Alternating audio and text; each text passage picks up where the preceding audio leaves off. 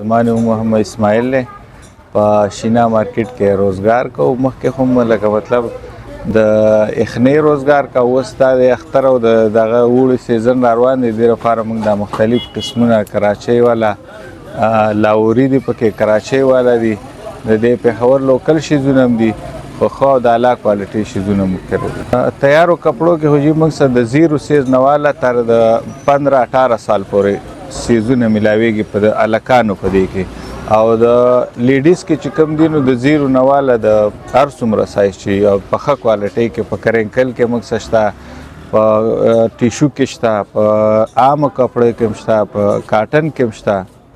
او اوس خو موږ د اختر دپاره پکې زیاتره وړ د دې وجې راوړی چې اختر را روان دی نږدې، نو هغه کې واسکټ هم ورسره 3 پیس هم شته، 4 پیس هم شته، 5 پیس هم شته، مختلف قسمونه د مختلف کمپنیانو دي پکې.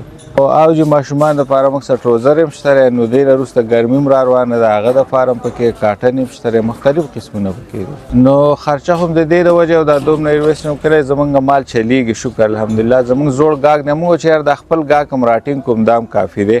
نو مخکې به خلک تللې ملګرو ته، پېښور ته، یو ځای بل ځای ته، د هغه ځای نه هم رامنې کلی، کرایانې متبچت دي. مطلب دلته شیز دا اکثر د ماشومانو شیزونو کې دا چې بدلول پکې، رنګ پکې، سایز وجه راځي، نو هغه نه هم خلاص کړي. بس دلته چې ویسي کور ته ویسي، خوښ یې نه وي واپس یې کوله، چینج یې کوله، رنګ یې نه خوښ، سایز کې مسله نو هر څه شو کولی وله.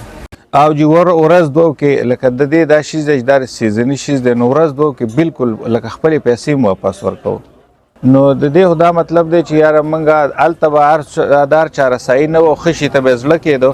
نو د خپلو دې ملګرو دې ګاک هم راته ویل چې یاره تاسو ښه شیز راوړئ، نو موږ انشاءالله ښه شیز راوړی دی او د ټول د معیار ښه برابر به انشاءالله. او او 2 نمبري هم پکې لکه خلک کولی شي، زموږ سم پکې لوکل شته دی، خو موږ ورته مخکې نه وو چې دا اوریجنل دی، دا لوکل دی، نو هغه په وجه باندې بیا د ګاه خپله مرضي چې کوم یو یې خوښي اوته هم چې دا پیغام دی چې د هغې نه په ریټ کې هم ښه کوالټي به هم بهتره وي.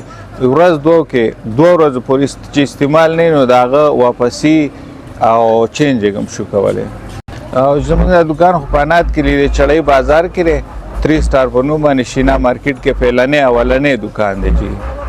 بس مطلب کوم موږ تصویرات شیر کوو، زموږ خپل ګروپونه دي په هغه کې شیر کوو چې چا خوښ شي هغو ته لیږلی هم شو. دلته راشي موږ ولږ دوم پراته یې راسه آرډر راله راکړي، دلته تاسو پراته یې بیا د هغو